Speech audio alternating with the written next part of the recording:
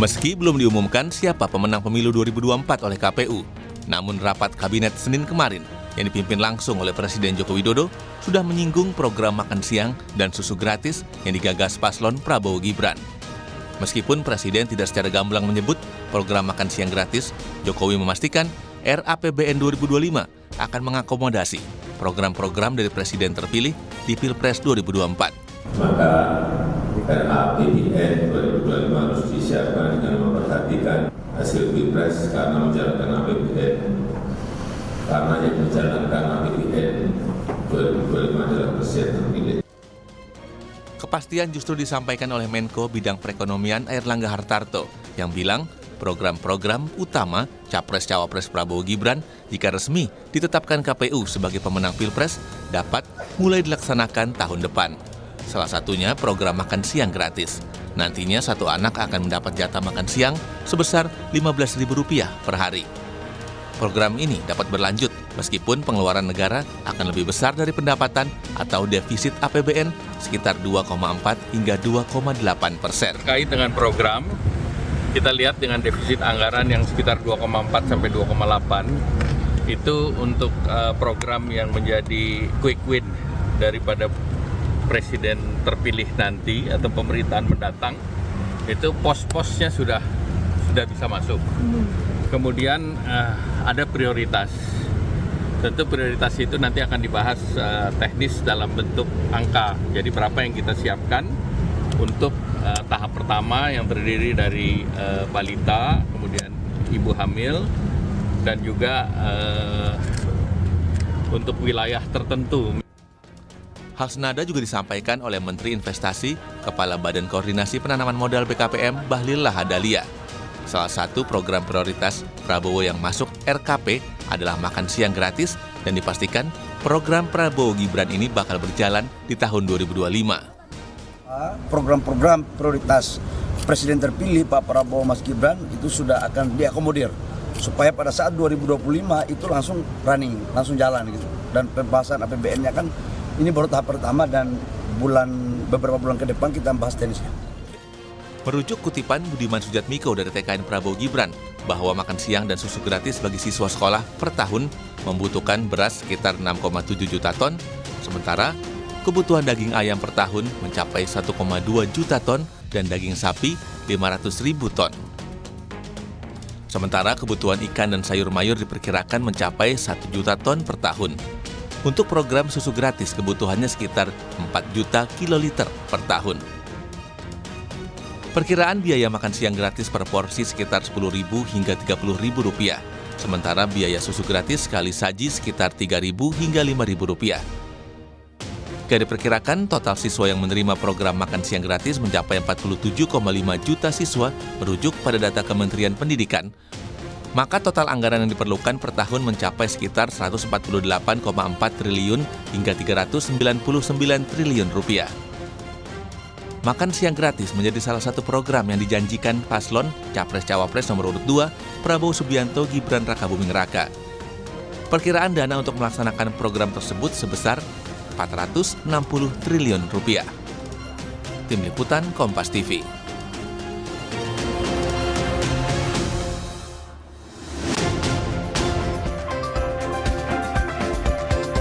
Program makan siang dan susu gratis telah dibahas dalam rapat kabinet kemarin. Program yang akan menggelontorkan anggaran yang konon mencapai Rp400 triliun ini harus diawasi dengan ketat agar tidak berimbas pada kendala ekonomi lainnya. Lalu bagaimana penganggaran program ini? Sudah realistiskah program yang dicanangkan oleh salah satu pasangan calon, yakni pasangan calon nomor urut 2 dalam Pilpres kemarin? Dan meski KPU belum mengumumkan siapa pemenang di pemilu 2024, nyatanya program yang digagas Prabowo Gibran ini sudah masuk di istana. Terburu-burukah? Kita akan bahas dengan sejumlah narasumber yang hadir. Dari virtual, ada tenaga ahli utama, staf kantor Presiden, Abraham Wirotomo, anggota Komisi 11 DPR RI, dari fraksi Partai Gerindra Kamarus Samad, dan Sekretaris Dewan Pakar Timnas Amin, Anies Muhaimin Wijayanto Samirin yang hadir di studio. Selamat pagi Pak Wijayanto. Selamat pagi Mas. Pak Kamarus Samad, lalu Mas Abraham. Selamat pagi Bapak-Bapak. Iya. Selamat pagi. Saya langsung ke Mas Abraham sebagai orang yang berada di internal pemerintahan. Mas Abraham, program makan siang dan susu gratis ini saya konfirmasi ulang ya, sudah dibahas dalam sidang kabinet paripurna kemarin oleh Presiden Joko Widodo dan menteri-menterinya. Ya, berdasarkan catatan pimpinan kami, Pak Muldoko, terkait dengan sidang kabinet kemarin, tidak ada pembahasan program secara detail. Oke. Pada prinsipnya, Bapak Presiden meminta pada jajarannya untuk memulai menyusun RKP dan APBN untuk tahun 2025. Dan ini kan bisnis prosesnya biasanya sudah dimulai dari bulan Februari. Jadi ini suatu bisnis proses perencanaan penganggaran yang biasa. Nah, dalam arahan Bapak Presiden ada 3 hal, Mas. Pertama, beliau menekankan pentingnya aspek keberlanjutan pembangunan. Oleh karena itu, sembari menunggu hasil dari KPU, dalam pembahasan nanti kita akan melihat program-program yang untuk Presiden selanjutnya. Lalu yang berikutnya, yang kedua, Bapak Presiden juga menekankan pentingnya aspek kehati-hatian karena situasi ekonomi dunia sedang penuh dengan ketidakpastian, ada Jepang dan Inggris yang masuk ke resesi, jadi kita harus berhati-hati namun tetap mengutamakan akselerasi. Lalu yang ketiga, arahan dari Bapak Presiden adalah kebijakan fiskal harus memperhatikan keberlanjutan transformasi ekonomi. Oleh karena itu kita optimis bahwa nanti ketika kick off-nya ini belum dimulai ya, kick off-nya itu nanti akan dilaksanakan secepatnya, mungkin seminggu 2 minggu ke depan akan dimulai kick off, lalu masuk ke tahap pembahasan untuk rencana kerja RKP 2025 dan untuk APBN 2025. Jadi tahapnya panjang, Mas, ada 30 tahapan ini dalam penyusunan ini. Jadi yang Anda maksud kick off itu bukan langsung mengalokasikan anggaran atau merancang alokasi anggaran untuk programnya Prabowo Gibran makan siang gratis, tapi untuk RKP dulu ya, Bung Abraham ya? Betul, jadi setelah dari kick off, setelah itu ada rakor dengan gubernur tahapannya ya, Mas. Lalu ada rakortek Renbang, setelah dari rakortek Renbang ada rapat multilateral dengan para kementerian teknis terkait, setelah itu ada Renbang. Jadi sampai ke penetapan rancangan itu nanti di bulan Mei, jadi tentu sudah menunggu hasil dari KPU karena rancangannya itu sampai bulan Mei, Mas. Ya, ini sepertinya masih makro, tapi pertanyaan saya selanjutnya begini, Bung Abraham. Jika dalam masa transisi sebelumnya begitu ya, saya melihat sepertinya tidak ada pembahasan detail untuk anggaran yang akan dijalankan oleh presiden terpilih, begitulah katakan. Pada saat 2014 saya ingat sepertinya juga Pak SBY tidak langsung membahas gitu ya program-program yang akan dijalankan oleh Pak Jokowi. Kalau Pak Jokowi melanjutkan dari 2014 ke 2019 dan periode yang kedua maksud saya, itu saya paham karena beliau adalah incumbent pada saat itu. Tapi ini kan presiden baru bukan incumbent begitu. Apakah ini lazim seperti ini dibahas di sidang kabinet begitu untuk pemerintahan yang selanjutnya begitu? Jadi di dalam sidang kabinet kemarin dari arahan presiden tidak ada pembahasan program secara detail, Mas. Jadi Presiden menyampaikan bahwa RKP tahun 2025 dan kebijakan fiskal untuk tahun 2025 ini seperti jembatan untuk menjaga kesinambungan pembangunan.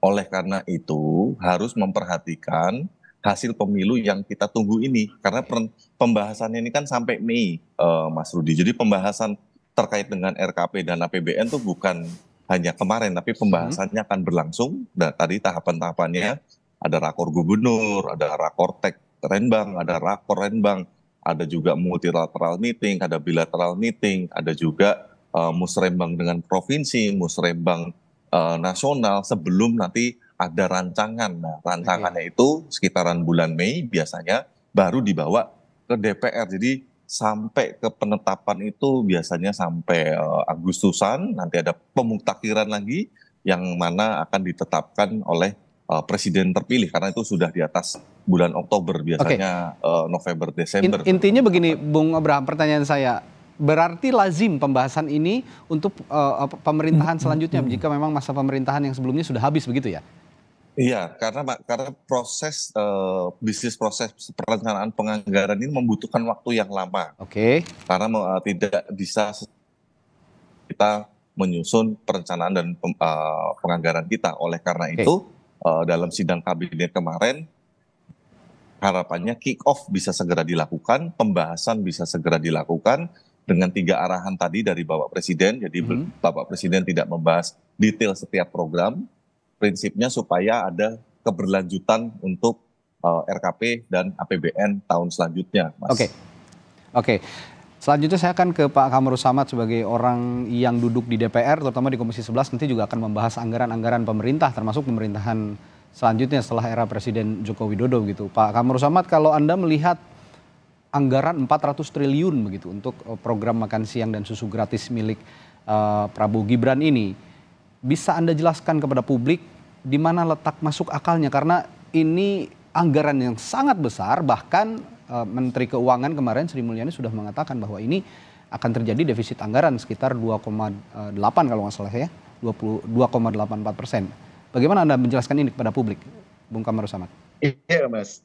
Pertama kita perlu meluruskan dulu bahwa apa yang dilakukan oleh pemerintah, kalau saya baca di media itu bagian daripada sirkulasi penyiapan APBN di 2025. Dan itu memang selalu dimulai di kuartal pertama di tahun berjalan, lalu kemudian dari situlah dirumuskan KEM PPKF, kerangka ekonomi makro dan pokok-pokok kebijakan fiskal. Nah, iya, KEM PPKF kan target pertumbuhan ekonomi kita, kemudian pengungkah kemiskinan dan target pengurangan angka pengangguran, terusnya termasuk nilai tukar rupiah. Nah, dari KEM PPKF itu biasanya pemerintah mengambil dari 3 sumber. Yang pertama, sumber yang dilakukan secara berjenjang melalui musrembang tingkat kelurahan, desa, kecamatan, kabupaten, kota, provinsi, sampai musrembang nasional. Itu satu sumber. Sumber yang kedua berasal dari RPJMN, Rencana Pembangunan Jangka Menengah kita. Lalu kemudian diturunkan biasanya dalam bentuk visi misi presiden atau yang masuk dalam program strategis nasional. Kemudian sumber yang ketiga adalah usulan kementerian dan lembaga. Jadi 3 ini kemudian dikompilasi menjadi rencana kerja pemerintah, RKP, yang kemudian diajukan ke DPR. Jadi sudah benar jika dimulai pembahasan awal dari sekarang, karena sirkulasinya adalah sirkulasi tetap yang memang membutuhkan 6 sampai 8 bulan ke depan. Dan 3 bulan sebelum pembahasan nota keuangan atau pembacaan nota keuangan APBN 2025 pada tanggal 15 Agustus nantinya oleh Presiden, biasanya didahului dengan pembahasan KEM PPKF antara DPR, dalam hal ini Komisi 11, bersama dengan pemerintah. Dari situlah kemudian kita sudah mendapatkan target pertumbuhan ekonomi di 2025, kemudian capaian-capaian dan instrumen kebijakan apa yang diperlukan. Karena itu bukan hanya otoritas fiskal yang akan duduk, tetapi juga otoritas moneter akan terlibat, dan juga otoritas mikroprudensial yang melibatkan industri keuangan kita. Karena dari 3 sumber keuangan itulah yang akan menjadi faktor penentu untuk bisa mencapai target pertumbuhan ekonomi di 2025. Karena itu kalau menyangkut anggaran teknis, kita akan lihat nantinya di pagu indikatif yang diusulkan oleh kementerian dan lembaga, Mas. Jadi belum sampai ke sana, kita baru mendengarkan rencana awal dalam penyusunan KEM PPKF. Karena KEM PPKF ini adalah payung dari semua arah pembangunan nasional per tahun. Di tahun 2024 ini juga DPR dan pemerintah akan menyusun RPJMN 2025-2030 yang akan menjadi pedoman 5 tahun pembangunan nasional kita ke depan di dalam pemerintahan yang baru. Jadi ini 3 sumber penyusunan kerangka pembangunan ekonomi kita untuk 2025 dan 5 tahun ke depan. Itu sirkulasi yang biasa saja, Mas. Iya. Tapi begini Pak Kamru Samad, mari kita simplifikasi perbincangan kita pagi hari ini. Bahwa ada anggaran 400 triliun yang harus disediakan oleh pemerintah. Dan publik yang terutama yang memilih Prabowo Gibran begitu, ini sudah terbuai dengan janji politik ya. Ini saya katakan janji politik, makan siang gratis dan susu gratis untuk anak-anak dan juga ibu hamil. Pertanyaan saya simpel tadi, dengan penjelasan Anda yang tadi, itu apakah memang sangat masuk akal ini dapat dianggarkan dan mencapai pertumbuhan ekonomi yang Anda katakan tadi akan bisa memenuhi semua penganggaran dan juga pembiayaan dalam program makan siang dan susu gratis ini? Jadi Mas, ruang fiskal kita nanti menentukan sejauh mana kemampuan fiskal kita untuk mengakomodasi program setiap tahun. Karena itu kita akan menghitung, melihat usulan pemerintah ke DPR, berapa besar target penerimaan negara. Kan begitu? Lalu kemudian berapa besar rencana belanja negara.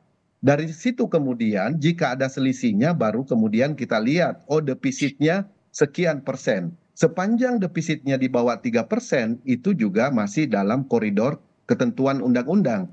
Nah, bagaimana memenuhi defisit tersebut? Biasanya selalu dengan menerbitkan surat utang negara yang kemudian dijual kepada pemerintah, dijual kepada masyarakat.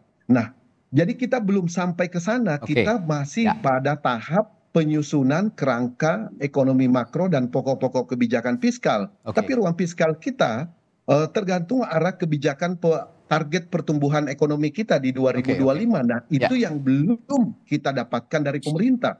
Jadi kalau tiba-tiba ditanya sekarang dari 3.000 lebih APBN kita misalnya di 2024 dan diperkirakan akan meningkat di 2025, tentu ruang fiskalnya kita akan lihat arah kebijakan pemerintah yang diusulkan kepada DPR. Tetapi sebagai fraksi Partai Gerindra, kita mengakui bahwa program makan siang gratis dan minum susu gratis itu adalah satu program yang sangat fenomenal, diterima oleh masyarakat, dan itu terakumulasi dari dukungan masyarakat di hampir 30 provinsi. Prabowo Gibran memenangkan kontestasi ini, berarti program ini direspon secara positif itu oleh yang saya masyarakat. Nah, kalau itu sudah diserap, maka kita punya optimisme bahwa pemerintah akan mengakomodasi dalam kebijakan fiskalnya terhadap usulan di DPR nantinya. Begitu, Mas? Kalau mencatat pernyataan Anda tadi Pak Kamru Samad, ini kan akan dilihat dulu target penerimaan negaranya berapa begitu dengan anggaran yang biasanya range-nya itu ada di 3.000 triliun ya kalau saya tidak salah per tahun begitu. Apakah ini mampu atau tidak ya nanti dilihat dulu begitu kira-kira. Tapi pertanyaan selanjutnya ke Pak Wijayanto. Ini kan sudah ya seperti yang diakui juga oleh Pak Kamru Samad bahwa pemilihnya Pak Prabowo Gibran ini sudah benar-benar melihat program ini secara apa ya, secara kedekatan dengan masyarakat yang secara emosional ini program yang memang dibutuhkan oleh masyarakat begitu. Tapi jangan sampai juga tidak terrealisasi. Ini kan akan mengecewakan juga untuk masyarakat. Nah, saya sebelum bertanya apakah ini realistis atau tidak, saya minta komentar Anda dulu sebenarnya dengan dibahasnya seorang presiden membahas keberlanjutan anggaran untuk pemerintahan selanjutnya. Respons Anda seperti apa untuk itu?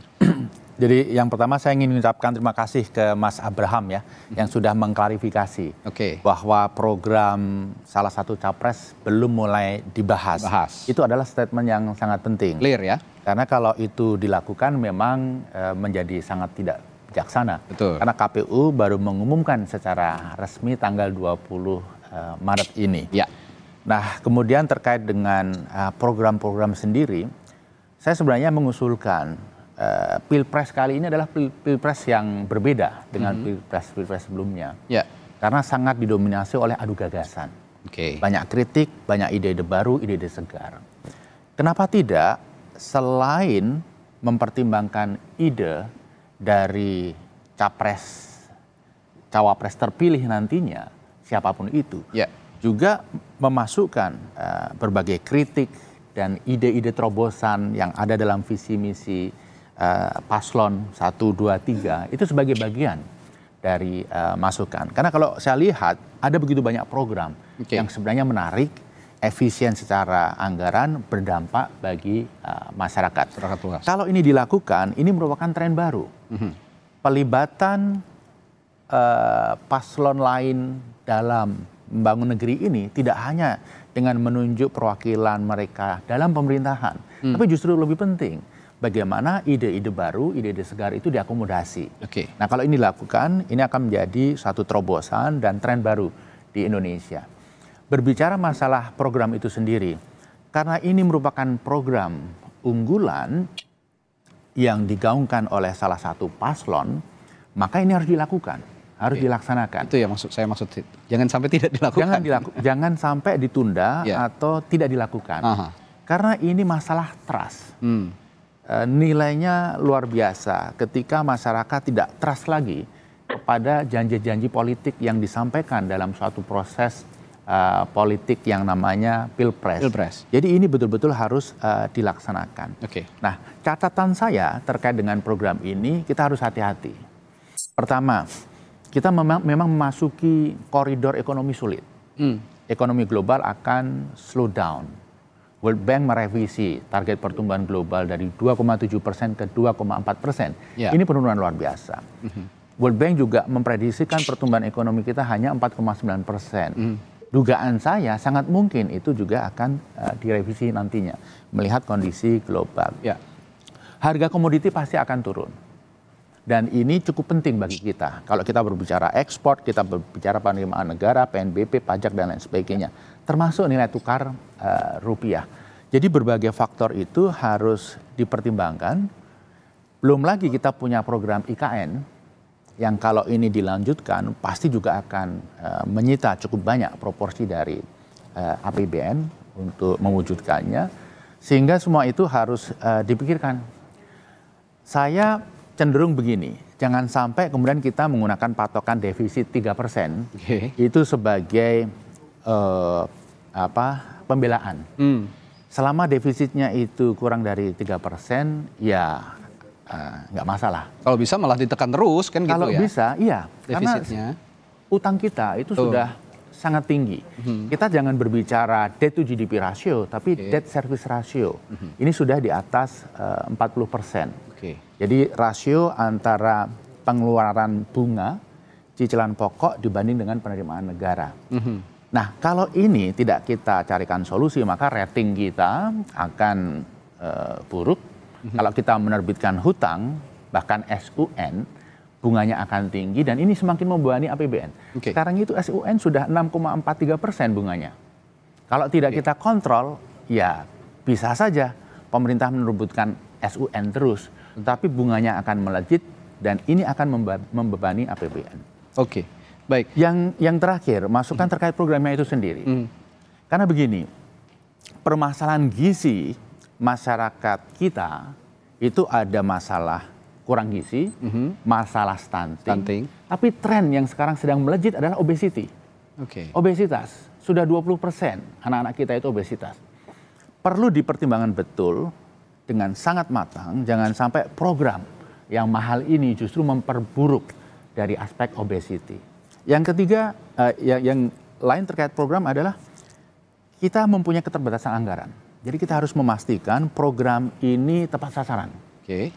Jangan sampai keluarga yang sebenarnya tidak perlu dibantu dengan makan siang gratis, dibantu juga. Ya, ini saya berkaca dulu pada kasus Bansos begitu. Bansos juga banyak yang tidak tepat sasaran kan? Ya, banyak yang tidak tepat sasaran. Kemudian juga begini, ada kecenderungan pemerintah kita itu menggunakan program-program yang direct untuk membantu rakyat. Program tangan di atas, makan siang gratis, bansos dan lain sebagainya. Kosnya luar biasa bagi kita. Dalam bentuk apa? Mentalitas tangan di bawah. Karena programnya program tangan di atas. Sehingga ini juga harus dipikirkan, jangan sampai masyarakat kita itu kemudian semangat juang untuk memandirikan ekonominya itu kemudian menjadi berkurang dan menghilang begitu. Saya cenderung mengusulkan agar program-program membantu masyarakat dalam bentuk empowerment kemandirian ekonomi itu lebih ditekankan. Misalnya, bagaimana petani di-empower dengan pupuk yang terjangkau, dengan benih yang berkualitas dengan kontrak farming dan lain sebagainya. Atau bagaimana kita mengempower UMKM dengan dukungan modal yang terjangkau. Bagaimana kita mengempower sektor retail pasar kita dengan perbaikan pasar, perbaikan jaringan distribusi, sistem logistik, dan lain sebagainya. Hal-hal seperti ini menurut saya harus dilakukan secara seimbang. Jangan sampai program kita itu betul-betul program tangan di atas yang akan melahirkan masyarakat dengan mentalitas tangan di bawah.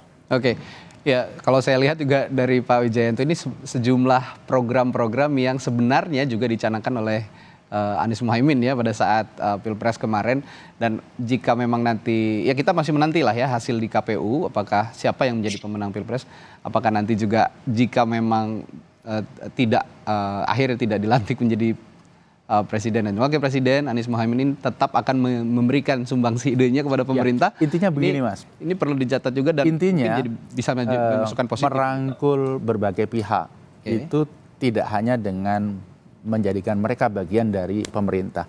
Yang lebih penting adalah ide-idenya yang baik itu diadopsi. Kritiknya didengarkan. Ya, saya kembali ke Mas Abraham, Bung Abraham. Kemarin selain membahas soal RAPBN 2025, Presiden Joko Widodo juga mengingatkan kita semua termasuk kabinet begitu ya, Pak Menteri-Menteri Pak Jokowi, ini soal jurang resesi yang sudah dialami oleh Jepang, Inggris dan negara-negara lainnya. Ini diwanti-wanti betul oleh Presiden, jangan sampai kita juga masuk ke dalam jurang yang sama. Nah, bagaimana kira-kira suasana kabinet setelah ada instruksi atau imbauan khusus dari Presiden soal peringatan resesi ini? Tapi jangan dijawab dulu Mas Abraham, saya akan tanyakan ini setelah jeda di Sapa Indonesia Pagi, tetaplah bersama kami.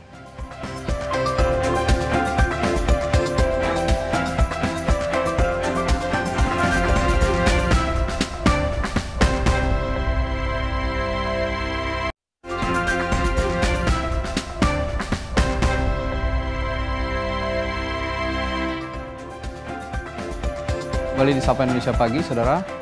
Tadi sebelum jeda saya menanyakan kepada Mas Abraham Wirotomo dari kantor staf kepresidenan bahwa ada yang diingatkan juga oleh Presiden Joko Widodo pada saat sidang kabinet paripurna kemarin dengan seluruh jajaran kabinetnya begitu, bahwa selain membahas RAPBN 2025 yang akan juga dijadikan jembatan kepada pemerintahan yang baru, Presiden terpilih nantinya, Presiden mengingatkan juga soal adanya ancaman resesi yang sudah dialami oleh beberapa negara termasuk Jepang, Inggris dan yang lain-lain. Nah, ini jangan sampai ini dialami oleh Indonesia. Nah, suasana di kabinet, kalau Anda bisa jelaskan berdasarkan notulensi yang dilakukan oleh KSP begitu, bagaimana menghadapi imbauan dari Presiden ini, Mas Abraham? Ini kan baru disampaikan kemarin. Jadi tadi ada 3 hal yang disampaikan oleh Presiden, yang salah satunya dalam merancang perencanaan kerja serta anggaran dari pemerintah untuk tahun 2025, kita harus memperhatikan aspek kehati-hatian terutama terkait dengan ketidakpastian ekonomi global, yang mana Jepang dan Inggris sudah masuk ke resesi. Di sini pemerintah akan memiliki waktu dari bulan Maret, April, Mei untuk menyusun rancangan awal, Mas. Jadi kita belum sampai pada tahap memiliki rancangan yang bisa kita sampaikan kepada DPR.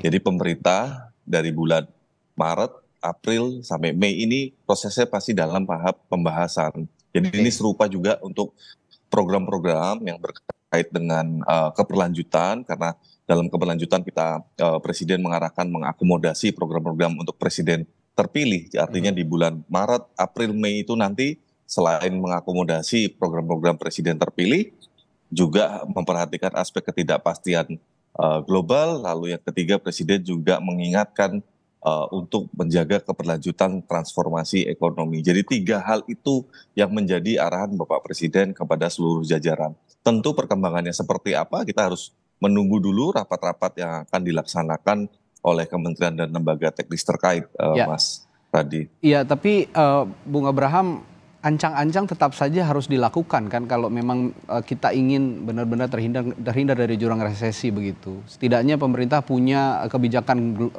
garis besar kebijakan yang umum dulu begitu untuk menghadapi ancaman resesi ini, terutama jika memang tadi Pak Presiden mengatakan program-program yang akan dilanjutkan oleh Presiden terpilih nanti ini akan diakomodasi juga di RAPBN 2025. Nah, kira-kira langkah apa yang akan sudah ditetapkan, yang sudah disampaikan itu baru tema masalahnya. Jadi tema terkait untuk rencana kerja pemerintah untuk tahun 2025 adalah akselerasi pertumbuhan ekonomi yang inklusif dan berkelanjutan. Jadi tiga item itu akselerasi sehingga kita tetap optimis pertumbuhan ekonomi akan tetap baik, lalu juga inklusif artinya memastikan seluruh masyarakat Indonesia juga turut menikmati pembangunan yang ada, lalu yang ketiga adalah berkelanjutan. Dan berkelanjutan ini tadi yang sebagaimana disampaikan awal, ada aspek bahwa nanti di tahun 2025 kita akan mendapatkan pemimpin yang baru, tentu rancangan yang ada harus mengakomodasi program-program dari Presiden terpilih. Sekali lagi Mas, jadi ini proses rancangan awalnya saja ini belum ada nih. Kita pemerintah baru memulai tadi tiga arahan besar itu, sehingga menurut saya terlalu terburu-buru untuk kami menyampaikan detail rencananya seperti apa, karena rancangan awalnya nanti baru Mei, Mas. Baik. Ya, saya kembali ke Pak Kamarus Samad kalau gitu. Ini kembali bahas program Prabowo Gibran yang kemungkinan besar nanti akan diakomodasi ya, kalau memang ada lampu hijau dari Presiden seperti itu, kemungkinan besar akan diakomodasi oleh RAPBN 2025. Pak Kamarus Samad, ini kemarin juga sempat ada ungkapan begitu ya dari sejumlah tim ses Prabowo Gibran bahwa akan ada kementerian koordinator khusus yang menangani atau mengurusi masalah makan siang atau program makan siang dan susu gratis ini. Bisa Anda jelaskan sebenarnya apa kementerian khusus ini yang akan mengurusi makan siang dan susu gratis ini? Mas, saya rasa kalau menyangkut penambahan kementerian dan lembaga itu juga ada undang-undangnya ya. Jadi tentu harus semuanya disesuaikan dengan tata perundang-undangan yang berlaku.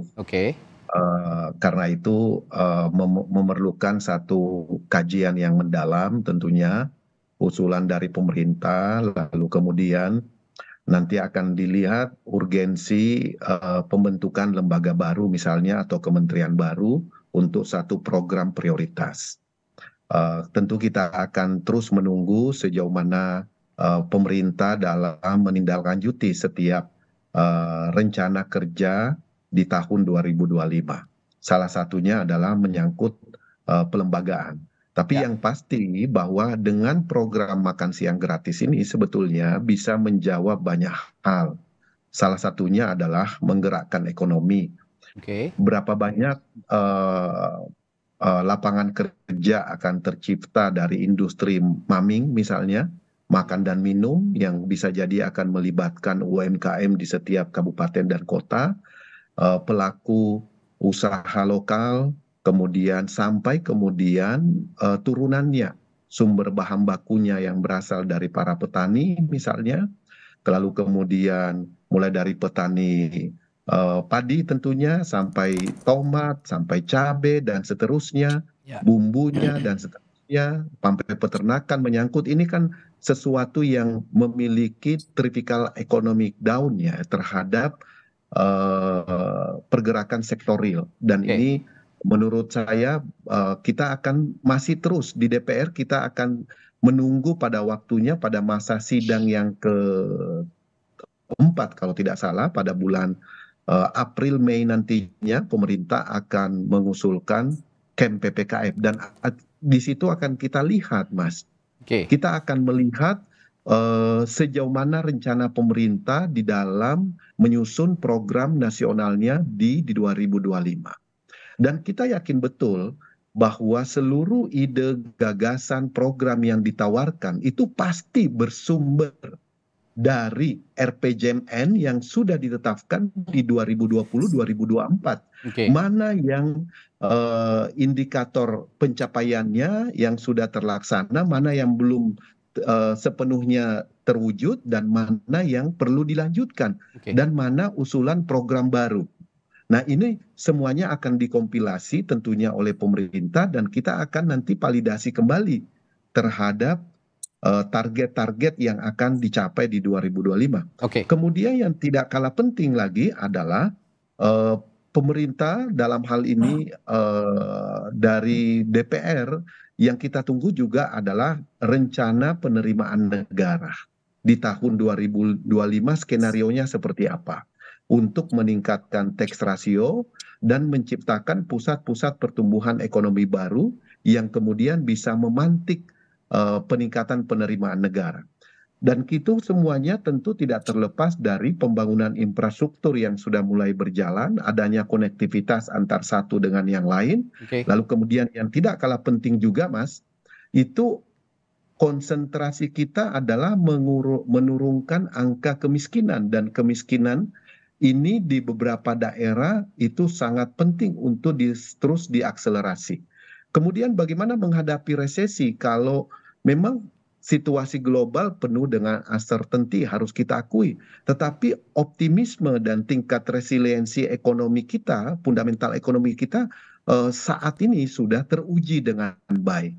Kita optimis bahwa di tahun 2025, 2026, 2027 sampai 2029 apabila konsep keberlanjutan ini betul-betul dilaksanakan secara konsisten, maka pengurangan angka pengangguran, pengurangan angka kemiskinan, dan juga pengurangan angka stunting bisa terwujud sesuai dengan target yang dicanangkan oleh pemerintah. Itu, Mas. Baik, ya kalau saya tangkap tadi lagi-lagi melihat target penerimaan negara dulu ya untuk menjalankan program-program ini, dan Anda tadi mengatakan optimis karena memang ada tren positif begitu ya untuk penerimaan negara dari tahun ke tahun. Tapi kalau boleh saya tahu, yang Anda cermati di DPR yang juga bermitra dengan Kementerian Keuangan ya kalau di Komisi 11 begitu. Ini indikasi positif apa saja yang bisa kita lihat dari penerimaan negara selama ini jika kita kaitkan dengan nanti program makan siang gratis yang akan bergulir, dan jangan sampai ini juga jadi beban baru untuk APBN kita nantinya di 2025, Pak Kamru Samad. Iya, Mas. Minggu lalu kita ada pertemuan tahunan industri keuangan. Di situ kita mendapatkan paparan dari otoritas jasa keuangan bagaimana pertumbuhan serapan kredit di kuartal pertama di 2024 ini. Dan dari situ tergambar bagaimana laju ekonomi kita terus mulai bergerak di awal tahun ini dengan memperhatikan serapan kredit yang dikeluarkan oleh perbankan, industri keuangan kita. Padahal kita tahu bahwa baru di akhir kuartal pertama dan awal kuartal kedua ini APBN ataupun APBD kita akan mulai dilaksanakan tentunya. Nah, ini kan optimisme yang begitu besar karena dengan serapan kredit yang datanya cenderung meningkat, lalu kemudian nanti kebijakan fiskalnya berjalan, lalu kemudian serapan dana desa misalnya terus dioptimalkan sebagai pusat pertumbuhan ekonomi baru di desa-desa, maka mau tidak mau itu capaian-capaian indikator makroekonomi kita bisa kita capai di tahun ini, dan itu nanti berdampak terhadap penerimaan negara baik yang sumbernya pajak, dividen ataupun sumber-sumber lain yang ditentukan oleh undang-undang. Dan kita yang tidak kalah penting itu adalah sekarang ini kita melihat bahwa konsumsi rumah tangga juga sudah jauh lebih normal, jauh lebih baik gitu pasca COVID ini.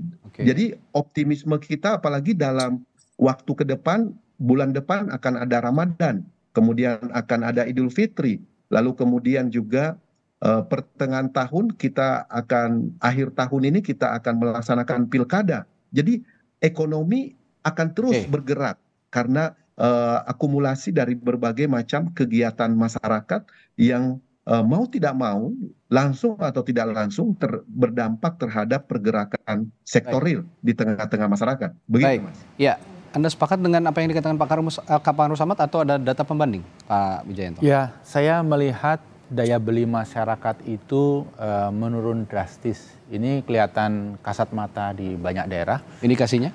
juga konsumsi rumah tangga itu relatif stagnan bahkan cenderung turun. Itu pun sudah dengan gelontoran bansos yang luar biasa. Ya. Jadi kalau misalnya dukungan dari pemerintah itu dikurangi saja, maka daya beli akan semakin terpuruk. Kemudian indikator lain adalah kelas menengah juga kesulitan. Penjualan sepeda motor juga cenderung menurun. Faktor-faktor yang lain juga kita harus antisipasi. Ketika situasi global memburuk, komoditas sumber daya alam yang selama ini menjadi andalan kita akan sulit untuk dijadikan pilar utama lagi. Ya. Jadi pemerintah harus mulai mengantisipasi itu dengan sedini mungkin mendorong sektor-sektor di luar itu sebagai motor pertumbuhan. Menurut saya UMKM, kemudian retail, manufacture yang skala kecil itu harus mendapatkan perhatian. Permasalahan mereka selama ini adalah akses pasar, kemudian juga kredit dan lain sebagainya. Saya rasa ini perlu mendapat dukungan. Yang tidak kalah penting yang ada di tangan pemerintah adalah APBN. Jadi APBN yang menurut dugaan saya dari sisi penerimaan itu tahun 2024 ini akan mengalami tantangan luar biasa. Tax ratio kan turun terus. Tahun 2022 10,4, tahun 2023 10,22. Kemungkinan kalau tidak ada inovasi luar biasa tahun ini akan turun lagi. Jadi APBN akan dalam kondisi sulit, fleksibilitas tidak terlalu lebar, sehingga APBN harus dimanfaatkan dengan sangat efisien. Ya. Tepat sasaran. Program-program yang akan dijalankan hindari betul duplikasi. Jadi seperti makan siang susu gratis tadi, kalau Pak Prabowo akhirnya terpilih, itu harus hindarkan duplikasi dengan program-program pemerintah daerah, Kementerian Kesehatan, Kementerian Sosial yang sejenis. Misalnya sekarang ini sudah ada bantuan gizi sehat melalui puskesmas. Ya, dari Kementerian Kesehatan. Bagaimana? Kemudian juga governance-nya. Jangan sampai ketika ada program besar yang digelontorkan, implementasinya tidak govern sehingga, mohon maaf, ada markup dan lain sebagainya. Intinya ketika kondisi ekonomi sulit, peran APBN kan makin penting. Jadi governance, efisiensi, menghindari duplikasi, ini merupakan prioritas utama. Ya, kalau saya lihat tadi juga berarti yang saya tangkap jangan sampai ada tumpang tindih program di kementerian lain begitu ya, seperti di Kementerian Kesehatan, Kementerian Sosial, supaya nanti pos-pos anggaran yang ada di kementerian itu ya kalau memang ingin menggulirkan makan siang gratis dan susu gratis bisa dialihkan ke situ, begitu maksudnya deh Pak? Saya ingin cerita pengalaman ya, ketika Pak JK sebagai Wakil Presiden, saya staf khusus bidang ekonomi. Waktu itu Pak JK memimpin satu program menurunkan stunting. Seluruh kementerian yang terlibat, badan yang terlibat diundang. World Bank hadir sebagai observer dan menganalisis. Akhirnya muncul program penurunan stunting. Mas tahu anggarannya berapa? Berapa Pak? Negatif. Kok Karena bisa negatif? dengan mengintegrasikan program-program 7 kementerian lebih tersebut, kita bisa muncul suatu program yang lebih efektif dengan biaya yang lebih rendah. Saya rasa hal-hal seperti ini juga bisa kita lakukan untuk berbagai sektor, termasuk bantuan-bantuan terkait dengan makan siang gratis atau program apapun. Ini bisa jadi contoh juga kalau memang nanti program makan siang gratis dan susu gratis ini kemudian bergulir gitu ya di tahun 2025 yang sudah diancang-ancangkan oleh pemerintah sepertinya yang saat ini akan diakomodasi dalam RAPBN 2025. Baik, pagi hari ini perbincangan kita ada optimisme, ada catatan kritis dari Pak Wijayanto, tapi juga ada realitas yang kita harus hadapi, ya ini jurang resesi dan juga masalah-masalah perekonomian negara lainnya yang harus kita hadapi di tahun 2025 nanti. Jika memang program makan siang dan susu gratis ini bergulir, jangan sampai juga catatan kritisnya tadi membebani APBN di tengah ancaman jurang resesi yang juga sudah diperingatkan oleh Presiden Joko Widodo. Baik, terima kasih narasumber saya pagi hari ini ada Abraham Wirotomo dari KSP, lalu dari anggota Komisi 11 DPR fraksi Partai Gerindra Kamar Samad, dan Pak Wijayanto dari Timnas Amin sudah berbagi perspektifnya. Terima kasih banyak hari ini. Terima kasih Bapak-bapak, sehat selalu. Terima kasih.